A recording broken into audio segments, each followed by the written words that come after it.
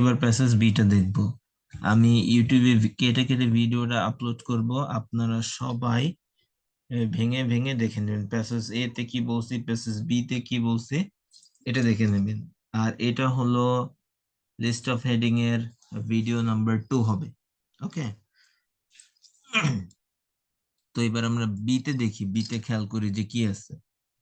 তো বি তে খেয়াল করার শুরুতে প্রথমে দেখতেছি আমরা একটা বার্ট আছে, বার্টটারে গোল্লা করি। এখন বার্টটারে কেন গোল্লা করলাম? বাট মিন্স হলো যদি আগের প্যারাগ্রাফে পজিটিভ বলা থাকে পরের প্যারাগ্রাফে নেগেটিভ বলা থাকবে, আর আগের প্যারাগ্রাফে যদি নেগেটিভ বলা থাকে পরের প্যারাগ্রাফে পজিটিভ বলা থাকবে, এবং বাট দ্বারা চেঞ্জও বোঝায়। বাট এই বাট এর সিনোনিম গুলাও শিখে নেবেন, যেমন দো, অলদো, ইয়েট, এগুলো আপনারা শিখে নেবেন। তো এখানে আর কথা বাড়াইতেছি না, এখানে পড়তেছি দেন। The glory days of steam cars were few. আচ্ছা, ফিউ এর উপর একটা গোল্লা দিলাম। এই ফিউ এর দুইটা ভ্যারিয়েশন আছে, একটা আছে আফিউ, আফিউ, আর একটা হলো ফিউ। এখন আফিউ মানে কিছুই না, আর ফিউ মানে অল্প কিছু, মানে এইখানে যেটা দিছে সেটা মানে অল্প কিছু। অতএব এই গ্লোরি ডেজটা, স্টিম কারের গ্লোরি ডেজটা অল্প কিছুদিন ছিল। আর নিউ টেকনোলজি কল্ড, আচ্ছা কল্ড এর পর একটা, যেহেতু কল্ড লেখছে তার মানে এরপরে একটা নাম দেওয়া আছে, অতএব নামটা আমরা চেক করি, নাম কি লেখছে। দ্য ইন্টারনাল কম্বাশন ইঞ্জিন, একটা ইঞ্জিনের নাম, এটা পড়লেও হয় না পড়লেও হয়। soon appeared মানে দ্রুত দেখা গেছিল, which offered the ability to drive down the road just moments after starting up. ওকে, এখন এই হুইচ এর পর একটা কমা দেওয়া আছে না, অতএব এই কমা দেওয়ার পরে এক্সপ্লেইন করবে, কারা এক্সপ্লেইন করতেছে জানেন? এইখানে এক্সপ্লেইন করছে দ্য ইন্টারনাল কম্বাশন ইঞ্জিন, এর এক্সপ্লেইন করতেছে। আমরা এর আগের প্যাসেজে পড়ছিলাম যে ওই যে গাড়িতে চালানোর আগে 20 মিনিট ধরে গরম করতে হয়, এরে আর এইসব করা লাগে না, এ অটোমেটিক রোডে চলতে পারে, সেইটাই বলছে, সেইটাই। এরপরে অ্যাট ফার্স্ট দেওয়া আছে, অতএব এই কথাটারে মানে এই ইঞ্জিনের কথাটারে দুই ভাবে বিভক্ত করবে, আর নয়তোবা নতুন একটা কিছু বলবে, নয়তোবা নতুন একটা কিছু বলবে। আচ্ছা আমরা পড়ি। These noisy gasoline cars were unpopular. আচ্ছা আনপপুলার, এটা কি আনপপুলার ছিল বিকজ, কারণটা কি? ঠিক আছে, স্টিম কারের কথা বলতেছে, এর কারণটা কি ছিল? They were more complicated to operate, operate বলতে এখানে চালানো বুঝাইতে, মানে ড্রাইভ করার বুঝাইতে, ওর সিনোনিমটা লিখছে যে এটা জটিল ছিল, চালানোটা জটিল ছিল। And they had difficult hand crackers, মানে এই হ্যান্ড ক্রেকার্সটা ডিফিকাল্ট মানে কষ্টসাধ্য। এখন এই হ্যান্ড ক্রেকার্সটা কি, এর আবার কমা আর এন্ড হুইচের মাধ্যমে বলে দিচ্ছে, এটা পড়লেও চলে না পড়লেও চলে, এটা আর পড়লাম না, এটা আর পড়লাম না, এটা টাইম ওয়েস্টেড, টাইম ওয়েস্টেড। এরপর আমরা দেখতেছি বাট, জানেন এইখানে দুইটা বাটের কিন্তু ভিন্নতা আছে। এই বাটটা কিন্তু আগের প্যাসেজটার সাথে ডিল করছে, আর এই বারটা কিন্তু আগের প্যাসেজ না। এই যে এট ফার্স্ট লেখছিল, এই এট ফার্স্টের যতটুকু কথোপকথন ছিল, মানে এইখান থেকে এইটুকু, এইটুকুর সাথে ও কন্ট্রাডিক্টে যাবে, ঠিক আছে, বা এইটুকুর সাথে ও ডিফারেন্স তৈরি করবে, চেঞ্জ তৈরি করবে। বাট 1992 জেনারেল মোটরস, আচ্ছা এই যে আমরা একটা নতুন মোটরের নাম পাইছি, এটা কি introduced the electric starter. Oh my God, electric starter. হ্যাঁ, আগে পাইছি কি আমরা হ্যান্ড ক্রেকার স্টার্টার, আর এইখান পাইলাম কি ইলেকট্রিক স্টার্টার। চেঞ্জটা বুঝতে পারছি, দিস ইজ দ্য চেঞ্জ, এই চেঞ্জটাই ধরতে হবে। And over the following few years steam power was gradually phased out. Phased out মানে কি জানেন?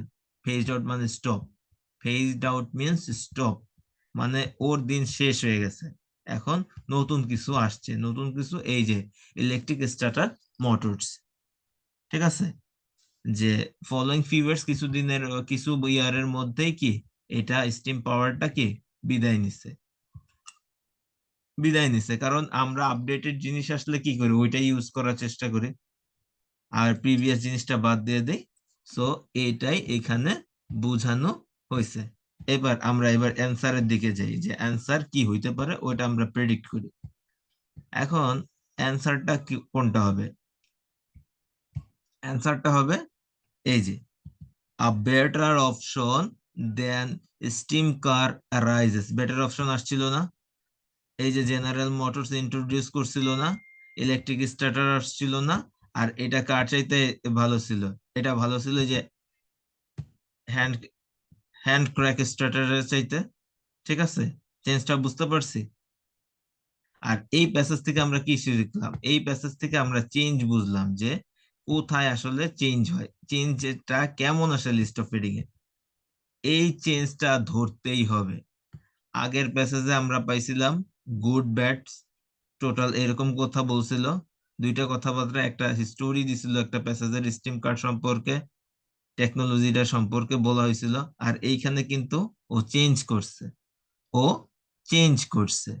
ঠিক আছে, এই চেঞ্জটা না ধরতে পারলে অ্যান্সার হবে না, অ্যান্সার হবে না। অতএব এই বির অ্যান্সার কি? বির অ্যান্সার ভি আই, সরি এটা তো ভি আই না, এটা তো V8। ওকে, আচ্ছা, এবার আমরা প্যাসেজ নাম্বার সি তে যাব।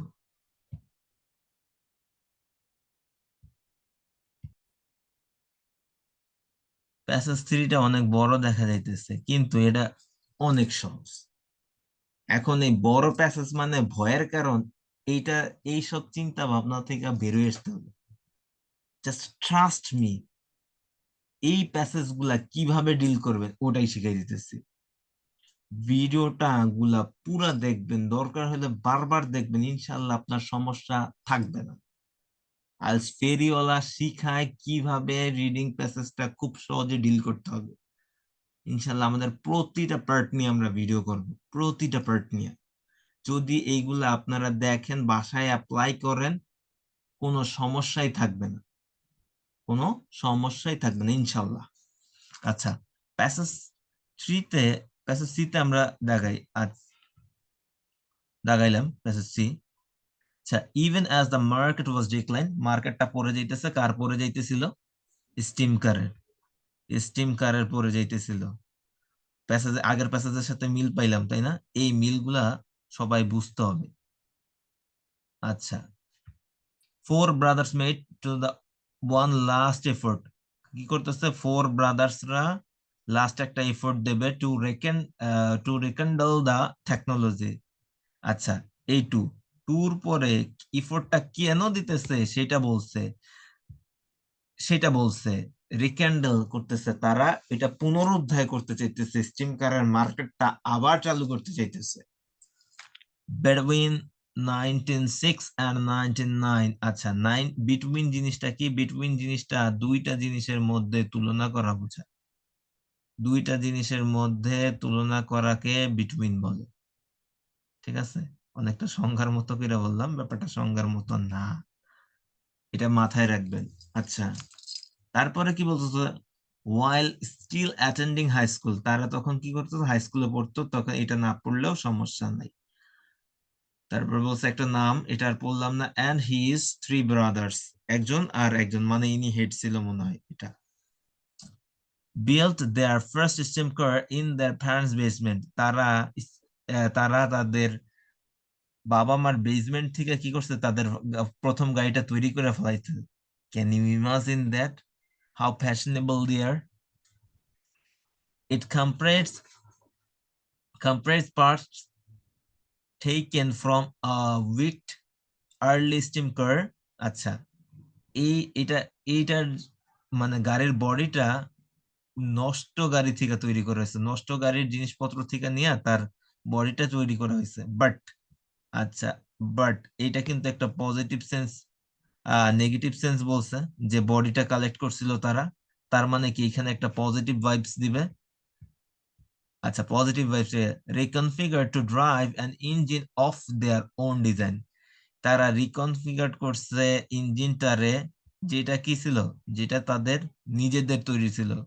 কোথায় কোথায় প্যাসেজ ধরতেছি সেটা অবশ্যই দেখবেন, এটাই বেসিক, এটাই আইএলটিএস এর বেসিক। তারপর বলতেছে দো it did not run well, তার মানে কি তারা আনসাকসেসফুল হয়েছে, ইউএনএস লিখলাম, ইউএনএস, তারা আনসাকসেসফুল হয়েছে। আচ্ছা, আচ্ছা এরপর বলি দো, দো জিনিসটা বাটের মতো, এর যদি এই পাশে নেগেটিভ বলে এই পাশে পজিটিভ বলবে, অতএব এইখানে কিন্তু নেগেটিভ সে বইলা ফেলাইছে যে ওরা ফেল হইছে, তার মানে কি এই পাশে পজিটিভ বলবে। আচ্ছা, পজিটিভ কি বলে, the double brothers went to one to build a second and third prototype in the following years. Following years পরবর্তীতে কোন সময়, আচ্ছা এই টাইমটা কোনটা ছিল, এই টাইমটা কিন্তু এই যে 1909 আর 1906, এই টাইমটার কথা কিন্তু বলছে। প্রোটোটাইপ বলতে কি বোঝানো হয়েছে, মডেল। তারা এই যে দুইটা মডেল তৈরি করছিল পরবর্তীতে কোন সময়, ওই সময়টাতে। Though double brothers third prototype nickname is model B, তাদের থার্ড যে মডেলটা ছিল ওটার নাম কি দিছিল, তারা মডেল বি দিছিল। Still lacked the convenience of an internal combustion engine, এইটা বিতে তৈরি করছিল, কিন্তু এই বিতে কি ল্যাক ছিল, কোথায় ল্যাক ছিল, ইঞ্জিনে, ইঞ্জিনে সমস্যা ছিল। ঠিক আছে, it due to attention of automobile trade magazines, কিন্তু তারপরও এটা অটোমোবাইল ট্রেডের অ্যাটেনশন দিছিল, কেন, due to, due to means কি, এখন এটা রিজন দিবে, কি করবে, রিজন দিবে, ওর কারণ বর্ণনা করবে, কেন অ্যাটেনশন কেন দিল সেইটা, অবশ্যই পজিটিভ কোনো কারণ ছিল, নাহলে তো অ্যাটেনশন দিত না। It's numerous improvements over previous steam cards, এর আগের স্টিম কার্ডের চাইতে এর ইমপ্রুভমেন্টটা বেশি ছিল, ইউজ ছিল। এই এনরমাস মিনস ইউজ। আচ্ছা, ইমপ্রুভমেন্টস, এখন আমরা বাকিগুলাতে এর ইমপ্রুভমেন্ট সম্পর্কে জানতে পারবো। প্রথম অংশে ওরা কিভাবে গাড়ি তৈরি করছিল সেটা জানতে পারছিলাম, এখন জানতে পারবো এদের ইমপ্রুভমেন্ট গুলা কি ছিল। আর এই যে আমরা প্রথম লাইনে কিন্তু একটা টেকনোলজি সম্পর্কে জানতেছে, এই পুরো প্যাসেজেই এই টেকনোলজিটার এক্সপ্লেইন করতেছে। এই জিনিসটাই হলো বেসিক, এই জিনিসটারই বেসিক বলা হয়, আর কিচ্ছু না। এখন ইমপ্রুভমেন্টস যখন বলছে, অতএব কি এর মিনিমাম দুইটা ইমপ্রুভমেন্টস বলবে, দুইটা। আমরা দেখি এখন কয়টা ইমপ্রুভমেন্টস বলে। The model be proved to be superior to gasoline automobiles in many ways. এই গ্যাসোলিন অটোমোবাইলস এর চাইতে এটা কি সুপেরিয়র ছিল, মানে কি বেটার ছিল, বেটার ছিল ইন মেনি ওয়েজ। আচ্ছা, এই মেনি ওয়েজ গুলা কি, এই মেনি ওয়েজ গুলা এখন বলবে যে মেনি ওয়েজ গুলা কি কি, কোন কোন জায়গায় ইমপ্রুভমেন্ট ছিল, সেই ইমপ্রুভমেন্টটা কি সুপেরিয়র ছিল, এখন ওটা কোথায় কোথায় সুপেরিয়র ছিল সেইটা বলতেছে। It high pressure steam drove the engine pistons in visual silence, এরকে চালানোর সময় মানে এর অত্যাধিক প্রেসার দিলেও এর যে ইঞ্জিন পিস্টনটা আছে এটা সাইলেন্স থাকতো।